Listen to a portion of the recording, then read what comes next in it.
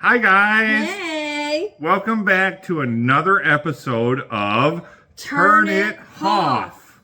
Yes, and this week we have had a week, you guys.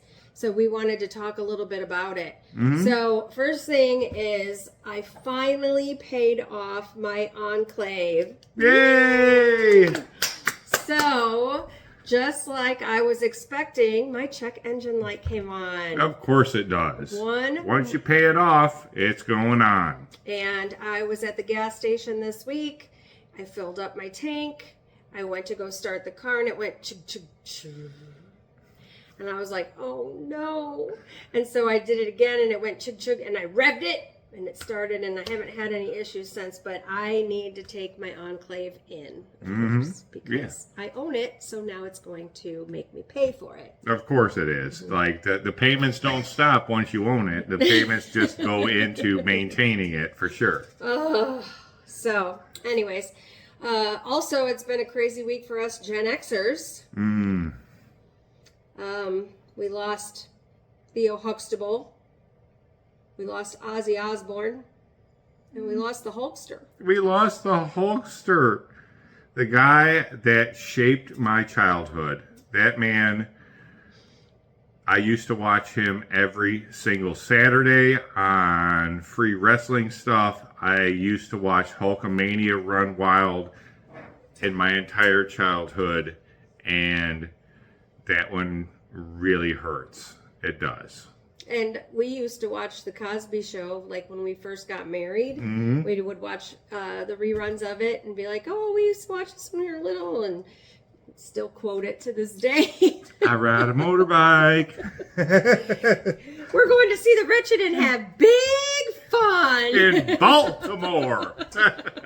We love that show. So that was really, it's been a rough week. And Ozzy, of course, like, I went to Ozfest so many years, not only to watch Ozzy, but to people watch, and it was terrifying yet enjoyable at the same time. I've absolutely loved every single Ozfest I went to, and there was probably about 5 or 6 of them. They're so nice. It's so much fun. Sad week for us Gen Xers. For sure. So we got Pierre here. We figured he should probably be a normal person in our show because you guys like him. And so you can see what we have going on this week. We also wanted to ask you guys if there's anything ever that you see on here and you wonder how to make it or what it is, then go ahead and comment and ask us, and we'll be happy to answer that. For sure. I know a big one is pan-fried noodle, and I think that that's the one that we're going to do next week because it is a recipe that I have taken from a restaurant in Munster, Indiana that I love so much. Either that or the pasta pancetta. Oh, yes. This is a big one, too. We'll probably actually do both of them because they're both really good and easy. And super quick, super easy to do. Yeah. Yeah. And so this week we are doing a very easy recipe. We realized that we have done some very difficult recipes and a lot of you probably aren't going to cook them. So we wanted to do one that we thought you guys would like to actually try. And so it's very easy. We're doing shrimp pasta this week, which is a easy, maybe 15-minute weeknight recipe. Absolutely. It's a weeknight meal. Yes, and super the kids easy, love it. yeah. Strax always has shrimp on sale for some reason. I don't know why, but they always have shrimp on sale. So we decided that this week we would do that because it was on sale. So shrimp pasta is something I came up with when we lived in Hammond before we had kids. We were newly married and I wanted to do a romantic meal for Adam. So I decided shrimp pasta would be very elegant, right? So I came up with this recipe on my own with the help of a friend. I can't even remember who, but somebody that I worked with at the time. We were talking about how to be domesticated. We were both young women living with men, trying to cook for them and be domesticated. And so that's how I came up with this recipe, and it is good. I think you guys will enjoy it if you like shrimp. because I know that's something that a lot of people don't like, I guess, or have an aversion to. Or seafood is a yeah, for sure. Yeah, so it's something that you have to enjoy if you're going to cook it. Right.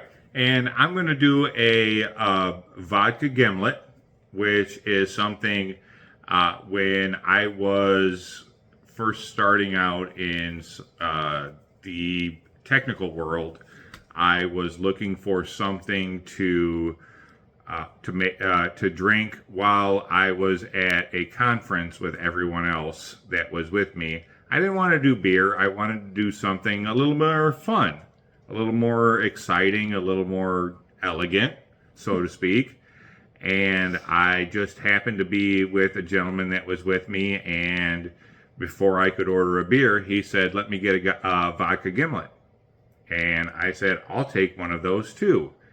And it's super easy. It's super delicious. It's one of those drinks that will get you tipsy really quick, but if you're having it with a meal, it's absolutely delicious. And as Adam would say, older school. It's an older school drink for sure, yeah. It's something that the boomers or even the generation before them is the silent or the greatest. I think it's the silent generation probably started and then the boomers drank it. Mm-hmm. I don't know. You can comment below if I'm wrong. I know it's not a Gen X drink. Absolutely not. It's not a Gen X. It's not a Gen Z. It's not a Gen Alpha. Yeah, it doesn't have gin in it. If we're going to be honest with you, so it's no gin. There's no gin involved in this. Yeah, it's just vodka. Yeah. So stick around for that. We're going to cook that up. Also, real quick, just want to do a little shout out here to the White Sox who beat the Cubs last night, 12-5. Hey! I'm going to give you one. Mm-hmm. Spider-Man always says that you get one. I have to put that out there right now because it's only been one game. So we're filming while the White Sox are playing the Cubs. They're playing the Cubs, and they won the first game, and they won it against our best pitcher. So we are a house divided, in case you didn't know. I am the only Sox fan in a house full of Cub fan men. I don't know how that happened. I grew up a Sox fan, and I thought my boys would follow, but no. We all know how that happened, and if you want to know, comment underneath, and we will tell that story in a future. Yeah, you all need to know. We'll tell it on a future episode if you want to. So here we go with Stay tuned. With our shrimp pasta. We have some spaghetti noodles. And we have a pot that is rapidly boiling, and it's heavily salted. So we are going to throw our spaghetti in to the rapidly boiling pot. It's hot. It's hot. Okay. There we go. Now this has to cook for about 10 minutes, so we're going to set the timer for 10. Oh. We're going to set the timer for 10 minutes. All right. Then we're going to separate our noodles real quick. Let that get in there. Get into that because it has stopped rapidly boiling. Okay. Then while the noodles are boiling, we are going to turn on our pan. And we're going to take a little bit of Italian dressing and throw it in the bottom.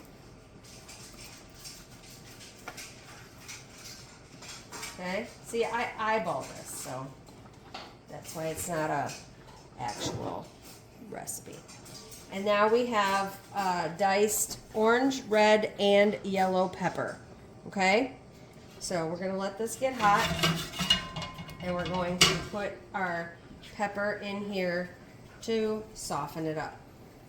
So you can see our Italian dressing is starting to sizzle. We're going to put our 3 peppers in there. Stir this around. We're going to let these get soft. Okay? Cook these. And while they're cooking, you'll see that the Italian dressing will start to cook off. And we just keep kind of adding as we go. So if you see the pan start to get dry, just keep adding Italian dressing. So we're about a minute and a half out from our pasta being finished. You can see our peppers here are looking pretty translucent and soft. Okay, it's also looking a little dry. So I'm going to add just a little bit more Italian dressing because it's time to add a pound of shelled shrimp. I've taken all the shells off. I'm going to throw that in there. Okay, like that. And then we're going to throw a little bit of salt, or do I say a strong pinch of salt, and a nice crackle of pepper. And get that going so the shrimp, you want the shrimp to be a nice pink.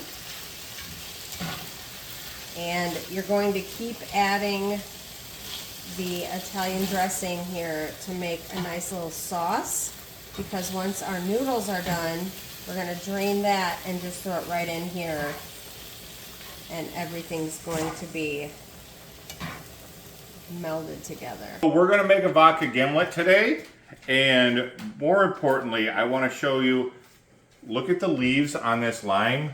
We have some neighbors, Brian and Tina, that have an actual lime tree and have donated this lime to today's drink. So I'm going to use a actual lime from a lime tree to make today's drink. All right, I'm ready to make my vodka gimlet. I have taken the lime that the neighbor generously donated. I cut it in half, and I'm using half of it for the gimlet and the other half for a garnish. So the first thing I'm going to do is I'm going to take this lime and I'm going to put it in my juicer. And I have my shaker filled with about halfway with ice, and I'm going to juice the lime right into there. And then I'm going to take my vodka. I have just a bottle of vodka. I'm going to eye it up a little bit. About 3 or 4 ounces of vodka in there. I'm going to pop the lid on this thing. I'm going to shake it up. Make sure everything gets all nice and frozen. And then I'm going to strain it into my glass.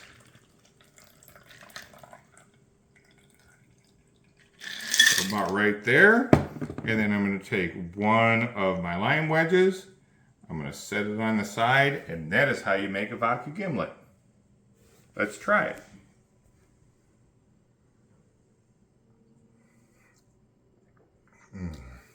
It's so good. So you can see our shrimp is pink and our peppers are soft.